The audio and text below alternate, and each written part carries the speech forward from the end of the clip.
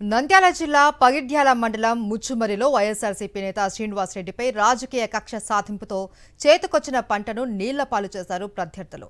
4 ఎకరాలలో సాగు చేసి కోసిన కంది పంటపై నీళ్లు పారించారు గుర్తు తెలియని వ్యక్తులు. 2 లక్షల నష్టం వాటిల్లింది అని బాధితుడు శ్రీనివాసరెడ్డి ఆవేదన వ్యక్తం చేశారు.